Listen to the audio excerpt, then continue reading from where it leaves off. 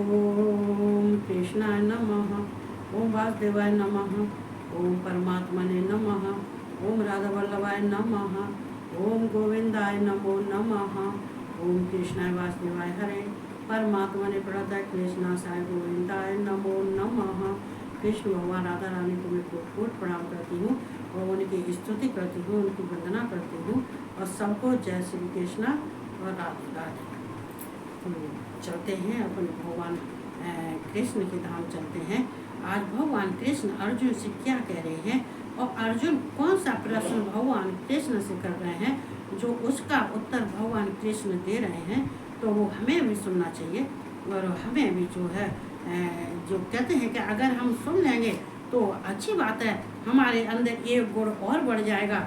अगर नहीं सुनेंगे तो कहाँ हम जहाँ थे वहाँ के वहीं रह जाएंगे।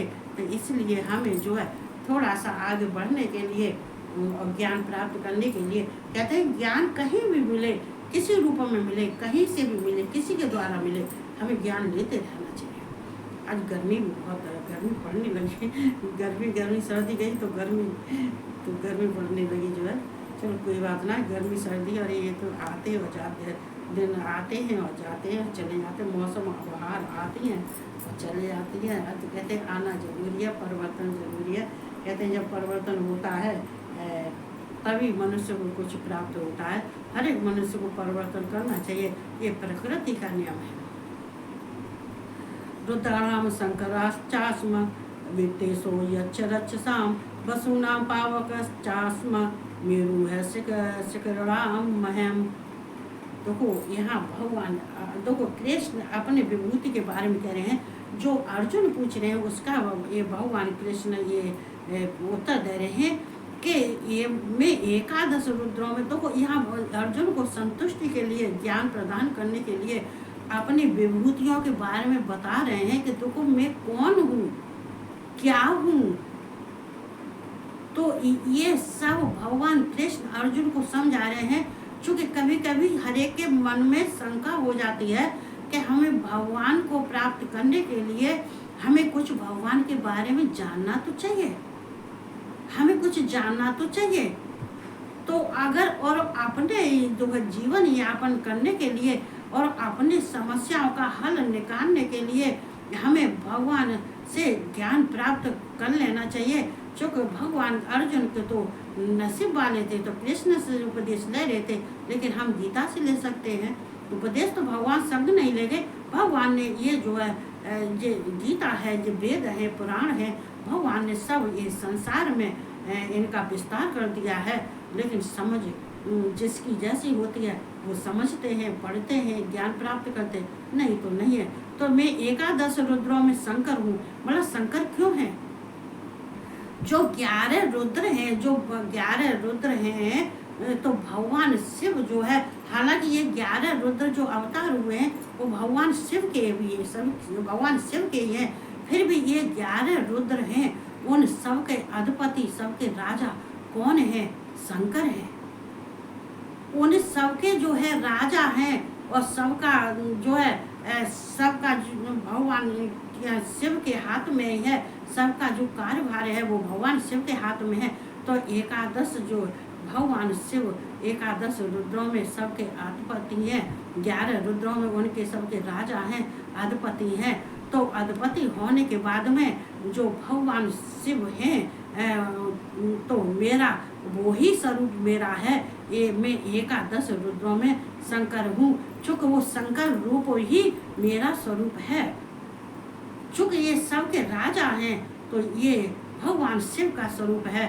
तो भगवान शिव शंकर, मैं शंकर भी हूँ। एकादश में जितने रुद्र हैं, सबसे बड़ा, सबसे राजा, सबसे अधिपति जो शिव हैं वो मैं हूँ। और यक्ष तथा राक्षसों में धन का स्वामी कुबेर हूँ।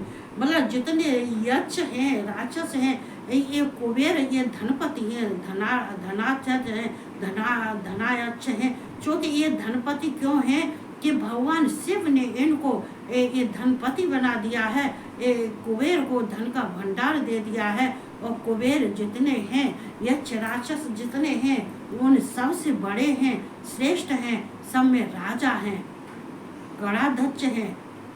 ये कुबेराध्यक्ष हैं, ये कुबेर जो हैं ये अपने में इतना जो है इनका सम्मान होता है, और ये सबके राजा हैं, श्रेष्ठ भी हैं, और इनके बराबर किसी के पास में ये धन का भंडार नहीं है। क्यों नहीं है? ये भी भंडार किसने दिया है? भगवान शिव ने दिया है। तो जब ये कुबेर धन के भंडार हैं, ये कुबेर धन के अधिपति हैं, तो वो अधिपति कुबेर धन के स्वामी कुबेर हैं, तो मैं कुबेर हूँ, तो मैं वो कुबेर हूँ।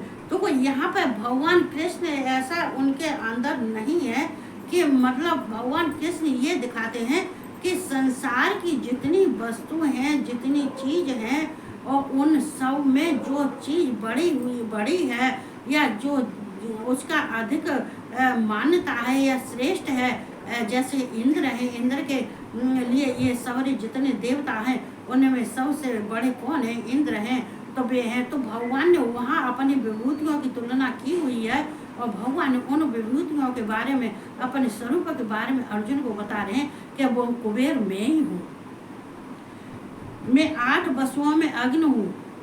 तो वो जो 8 वसुओं में अग्नि है, अनल, जो अनल है, अग्नि है, पावक कहते हैं अग्नि को, ये जो 8 इनको ही ये 8 वसु हैं, ये 8 वसुओं में जो सबसे श्रेष्ठ अग्नि है वो है अनल।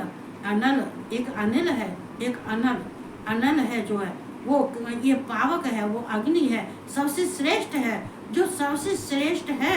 और जो अग्नि जो है 8 वसुओं में सबसे श्रेष्ठ है और सबका स्वामी है, वो अग्नि में हूँ, वो पावक में हूँ, वो अनल हूँ, इन सब का स्वामी मैं हूँ। तो यहाँ भगवान कह रहे हैं, और शिखर वाले पर्वतों में सुमेरु पर्वत हूँ। जितने शिखर वाले पर्वत हैं, जितने ऊंचे पर्वत हैं, ये नक्षत्र हैं, पर्वत हैं, और ये जितने भी हैं, उन सबसे ऊंचा पर्वत कौन सा है? ये सुमेरु पर्वत है। सब पर्वतों में श्रेष्ठ कौन सा है? सुमेरु पर्वत। ये सुमेरु पर्वत के पीछे तो नारद और ये जो है नारद में उन्होंने बहस हो गई थी सुमेरु पर्वत में, सुमेरु पर्वत के पीछे। तो भगवान शिव कह रहे हैं कि भगवान कृष्ण कह रहे हैं कि जो द्वीप हैं, पर्वत हैं, शिखर हैं, जितने शिखर हैं उन शिखरों में मैं सुमेरु पर्वत हूँ। मतलब जहाँ जो श्रेष्ठ है, सबसे बड़ा है, जिसका सब पे अधिपति है, जो सबके अधिपति हैं, जो स्वामी हैं, वो कौन है? वो कृष्ण है। तो यहाँ भगवान जो है कृष्ण जो है अपने को ये सब अर्जुन को बता रहे हैं। बताने के बाद में पुरोदशाम च मुख्यम मा विद्य पार्थ बृहस्पतम सेनानीम नाम महम स्कंद सरसाम अस्म सागर है। भगवान कृष्ण कह रहे हैं पुरोदशाम, मतलब जो पुरोहित होते हैं, जो घर के होते हैं, जो पुरोहित होते हैं, जो कुल के होते हैं, जो कहते हैं कि हमारे घर में हमारे एक कुल के देवता हैं, पुरोहित हैं, उनको कहते हैं पुरोहितों में मुखिया बृहस्पति मुझको, जो पुरोहित गुरु को भी कहते हैं पुरोहितों में मुखिया बृहस्पति मुझको जान। मतलब जितने पुरोहित हैं, जैसे मान लिया जाए कि ये जो इंद्र के गुरु हैं वे कौन है? बृहस्पति हैं। इंद्र के गुरु बृहस्पति हैं, और बृहस्पति और ये जो है बृहस्पति और जितने ये देवताओं के और जो देवता हैं इनके ये कुल गुरु हैं। मतलब कुल पुरोहित कह सकते हैं, ये देवताओं के कुल पुरोहित हैं, और ये इंद्र के जो है ये कुल गुरु हैं इंद्र के। तो ये सब पुरोहितों में मुखिया हैं। ये मुखिया कौन है? ये बृहस्पति हैं। चूँकि इंद्र के भी गुरु हैं ये बृहस्पति, वैसे हालांकि सब देवताओं के गुरु हैं और कुल गुरु हैं और पुरोहित भी हैं। तो पुरोहित होने की वजह से जे इनको जो है सबसे बड़े हैं, सबसे श्रेष्ठ हैं, बृहस्पति को माना जाता है। इन गुरुओं की वजह से देवताओं में सब में जो है जब बृहस्पति को बड़ा माना जाता है, गुरु का पद दिया जाता है, तो वो बृहस्पति मुझको ही जान। तो मैं वो बृहस्पति भी हूँ, मैं गुरु हूँ, और मैं उसने सबको सबसे जो श्रेष्ठ हैं जो पुरोहित होते हैं, कुल गुरु होते हैं, कुल पुरोहित होते हैं, और उनसे भी बड़े हैं तो जो बृहस्पति हैं वो गुरु मुझे ही जान, वो बृहस्पति मैं ही हूँ, वो गुरु मैं ही हूँ। हे पार्थ, मैं सेनापतियों में स्कंद और जलाशयों में समुद्र हूँ। हे पार्थ, मैं जितने सेनापतियों में स्कंद कौन है? ये स्कंद भगवान शिव माँ जगदम्बा के पुत्र हैं। इनके सरानन भी इनको कहते हैं, इनको कार्तिकेय भी कहते हैं, और ये सरानन 9 कहते हैं। इनके 6 मुख हैं, 12 हाथ हैं। इन स्कंद के जो है जो कार्तिकेय हैं, इनके जो है 6 मुख हैं और 12 हाथ हैं। और जितने सेनापति हैं, उन जितने सेना नायक हैं, उन सब सेनाओं के ये पति हैं, ये सबसे बड़े हैं, ये श्रेष्ठ हैं। और जो ये भगवान शिव के पुत्र, माँ जगदम्बा के पुत्र भी हैं, और पुत्र होने के बाद में ये सबसे जो है ये सब सेनाओं में बड़े हैं, सब सेनापतियों के ये पति हैं, ये राजा हैं। तो वो स्कंद में हूँ। जलाशयों में समुद्र, जितने जल हैं, जितने जलाशय हैं संसार के अंदर, जितने जलाशय हैं, द्वीप हैं, जलाशय हैं, समुद्र हैं, नदियां हैं, जो कुछ भी है, जितनी हैं, उनमें सबसे बड़ा कौन है? समुद्र। इसका पानी अथाह होता है, ये कभी सूखता नहीं है। जितनी नदियां होती हैं वो समुद्र में कहाँ जाती हैं? वो सारी नदियां समुद्र में जाके मिलती हैं। समुद्र में मिलने के बाद में कहते हैं समुद्र का जल जो है कभी नापा नहीं जा सकता है, ये किसी को और ना ही किसी को इसकी था होती है। लेकिन कभी कभी भगवान जो है समुद्र मंथन करते हैं तो वो था तक चले जाते हैं। तो वो समुद्र विशाल होने की वजह से, सबसे श्रेष्ठ होने की वजह से और विशाल होने की वजह से, और ये सबसे ज़्यादा इसमें जलाशय होने की वजह से भगवान ये जो है भगवान कृष्ण जो है, भगवान कह रहे हैं हे अर्जुन, वो समुद्र में हूँ, समुद्र में हूँ। स्कंदों और सेनापतियों के जो सेनापति स्कंद हैं वो स्कंद में हूँ, और जो पुरोहितों में मुखिया बृहस्पति हैं वो बृहस्पति, वो गुरु मैं हूँ, मुझे ही जान। तो यहाँ पे भगवान कृष्ण जो है अर्जुन को समझाते हैं, बारी बारी से समझाते हैं। पेड़ों से लेके, वृक्षों से लेके, नदियों से लेके, पहाड़ों से लेके, सुमेरु पर्वत, इन पर्वत जितने, उनसे लेके सूर्य, चंद्रमा, अग्नि, वायु, जल, सब, मतलब यहाँ भगवान ने इस जो 10वें अध्याय में भगवान ने सिर्फ अपनी विभूतियों के बारे में ही ये अर्जुन को समझाया है, और समझाने के बाद में उन अपने स्वरूप को उन्हें बताया है कि मैं कौन कौन हूँ। तो ये सब कुछ है, ये भगवान ईश्वर हैं। कहते हैं कि ईश्वर को कहते हैं तीनों को खड़ा कर दो, ये ब्रह्मा, विष्णु, महेश या शिव, जो कुछ भी कहे, शिव भी कहे, महेश भी कहे, रुद्र भी कहे, शंकर भी, जो कुछ उनके तो नाम आने के। लेकिन फिर कोई पूछता है ये 3 है और 3 सृष्टि के करता, पालन करता, संहार करता, लेकिन ये तीनों, लेकिन किसको ईश्वर कहा जाए?